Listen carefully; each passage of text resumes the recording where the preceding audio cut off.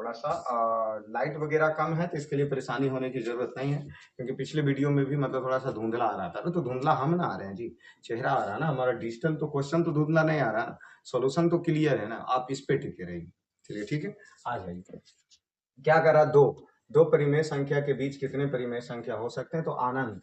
जैसे 2 और 3 के बीच में अनंत परिमेय संख्या होगा। जैसे परिमेय संख्या निकालने के लिए जोड़ के 2 से भागा, तो इसको भागा दे दिए, 2.5 आ गया। क्या है 2.5, फिर से दोनों को जोड़ के देंगे, 2 से भागा, फिर कुछ मान आएगा, फिर इन दोनों को जोड़ के भागा देंगे, फिर कुछ मान आएगा। इसीलिए डायरेक्टली आप याद रखिए कि दो परिमेय संख्या के बीच में अनंत परिमेय संख्या होंगे। ठीक है, इसीलिए ऑप्शन डी हमारा सही है। चलिए आइए अब अगले प्रश्न पे आइए। क्या करना, 22/7 एक संख्या है। 22/7 एक ऐसी संख्या, परिमेय संख्या। ठीक है, 22/7, क्योंकि देख लीजिए ना तो रूट है इसके पास ना ही कुछ है, लेकिन अगर डायरेक्ट ऐसे पाई पूछ दिया होता तो पाई एक अपरिमेय संख्या, ये कंफ्यूज मत होइएगा। अगर ये 22/7 दिया है तो ये पाई का मान है या नहीं है ये हम नहीं जानते इस क्वेश्चन के हिसाब से। वैसे तो हम जानते हैं ना पाई का मान 22/7, लेकिन यहाँ वो चीज नहीं सोचना, डायरेक्ट हमें 22/7 पे सोचना, इसलिए यह एक परिमेय संख्या। अगर वही पाई अगर पूछा होता तो पाई एक अपरिमेय संख्या। ठीक है, चलिए इसको डायरेक्ट याद रखिए। आ जाइए अगले प्रश्न पे आइए।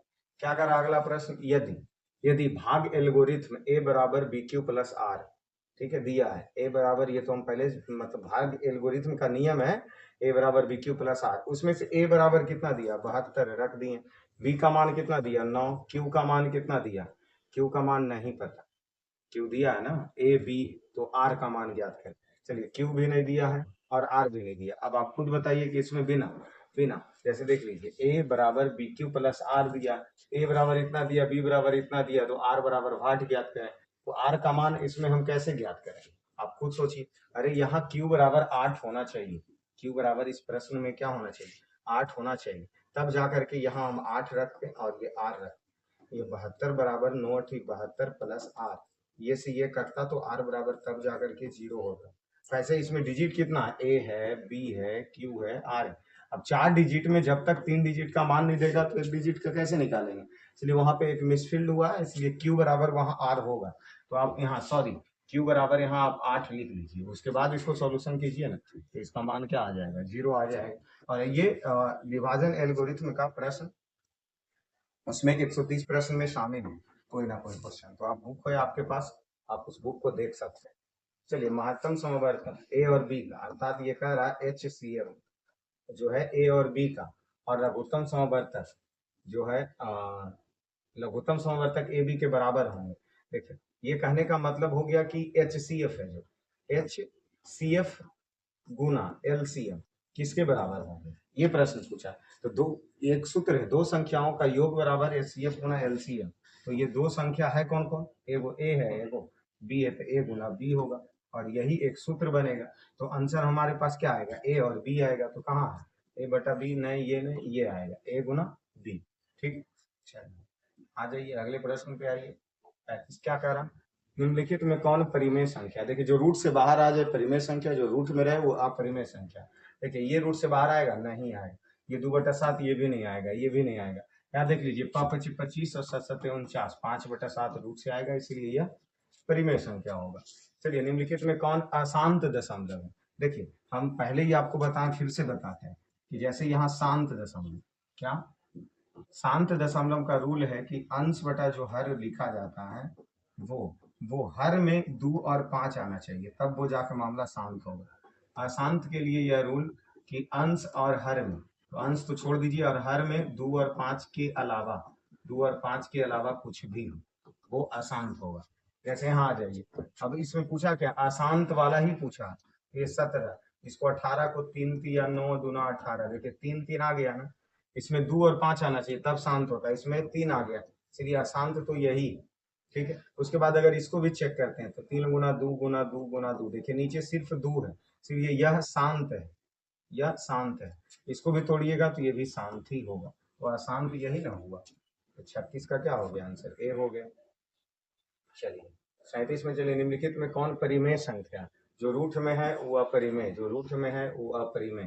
ठीक है, जो रूट में है वो अपरिमेय, ये रूट से रूट कट गया, बचा क्या, सिर्फ 2, इसलिए ये क्या है, परिमेय संख्या। फिर 11/15 का दशमलव प्रसार होता है, क्या होता है? 11/15 का दशमलव प्रसार क्या? शांत और अशांत में चुनिए। हम क्या बताएं कि 15 को गुणनखंड तोड़िए, 5 तिया 15।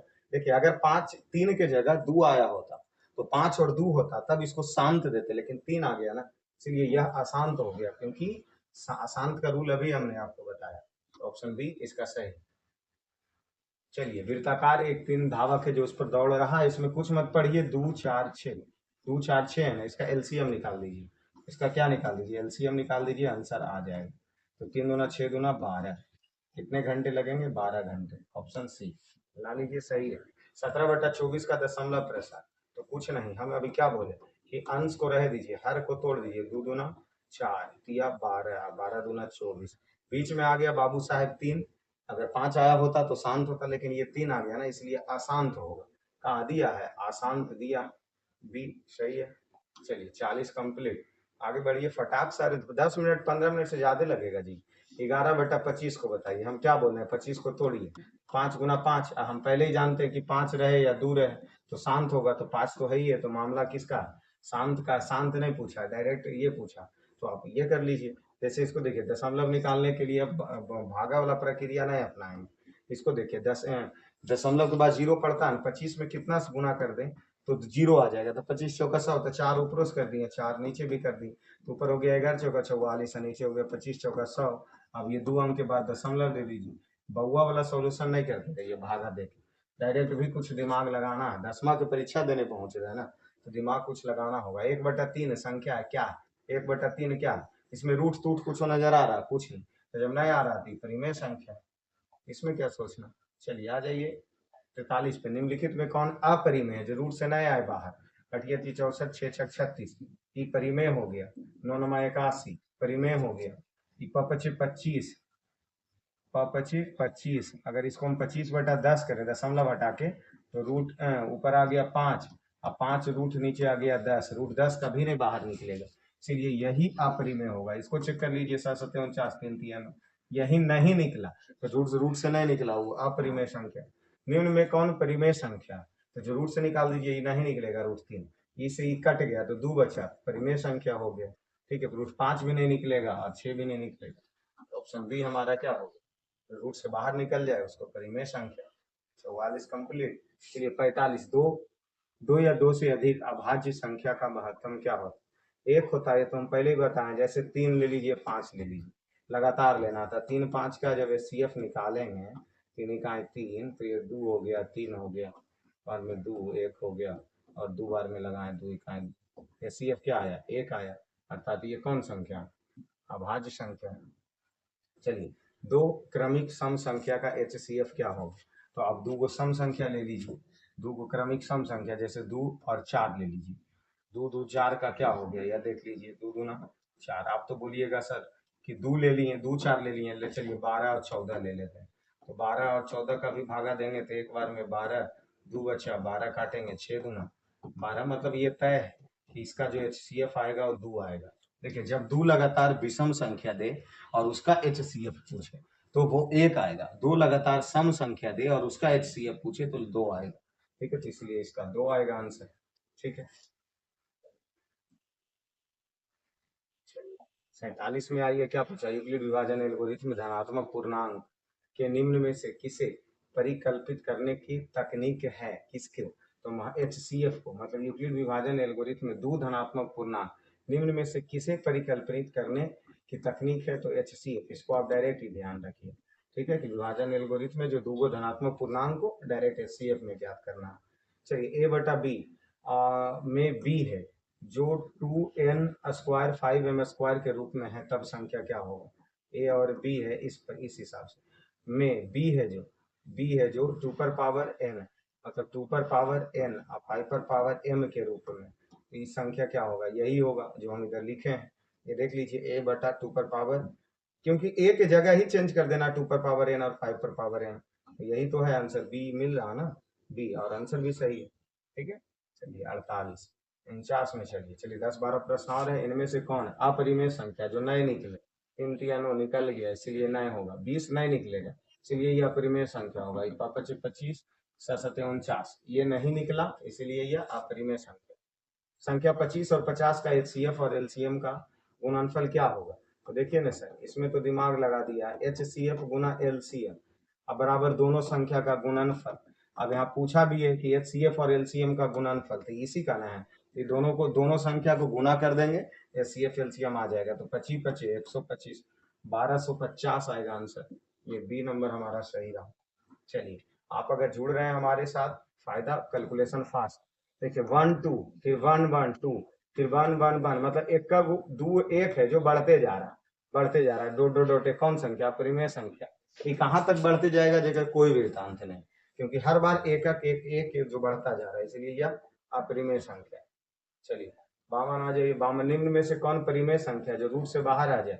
749 88 64, पहला ही रूट से बाहर आ गया, चलिए पहला आंसर, बाकी नहीं आएगा बाहर। आप चेक कर लीजिए। 1440 का दो का अधिकतम घात कितना? तो 1440 को गुणनखंड निकालेंगे तो 720 आएगा। तब ना हो गया 7 दूना 1440, दो में 36 दूना 72, दो में 18 दूना 36, दो में 9 दूना 18, 30 तिया 9, और दो में 15 दूना 30, और 3 पचे 15। अब दो देखिए, 1 2 3 4 5, दो पर पावर 5 आएगा। दो का अधिकतम घात क्या होगा? 5 होगा। दो पर अधिकतम क्या आया? 5 ही ना, तो 5 इसका क्या हो गया? आंसर हो गया। चलिए 54 में आइए। 3√3 एक है, तो √3 कभी बाहर नहीं निकलेगा, इसलिए अपरिमेय संख्या।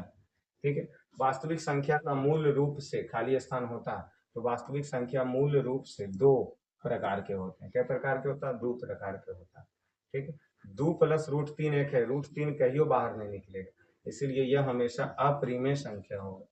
ठीक है, चलिए 56 57 में। चलिए 4√2, क्या √2 बाहर निकलेगा? नहीं निकलेगा। जब नहीं निकलेगा तो अपरिमेय संख्या। √4 है जो 2 निकल जाएगा, तो इसीलिए यह परिमेय संख्या होगा। बहुत आसान प्रश्न है, परेशान होने की जरूरत नहीं। आप अपना प्रैक्टिस बरकरार रखिए, ये चैप्टर बहुत आसान है। √8 को हम 4√2 लिख सकते हैं, तो निकल जाएगा कितना? 2√2 निकल जाएगा। तो 2, लेकिन ये रूट में ही रह गया ना, इसीलिए अपरिमेय संख्या होगा। 1/√2, √2 कहियो बाहर नहीं निकलेगा, इसलिए यह भी अपरिमेय संख्या होगा। और यह हम कंप्लीट किए, फर्स्ट चैप्टर कंप्लीट किए। ठीक है, तो आप सब लोग प्यार और आशीर्वाद इसी प्रकार इस परिवार को देते रहिए, ताकि हम लगातार मैथ के और भी जो चैप्टर हैं वो सभी चैप्टर का सॉल्यूशन लगातार देते रहें इस मेंबर को। ठीक है, चलिए क्लास में जुड़े रहने के लिए आप सभी लोगों को धन्यवाद।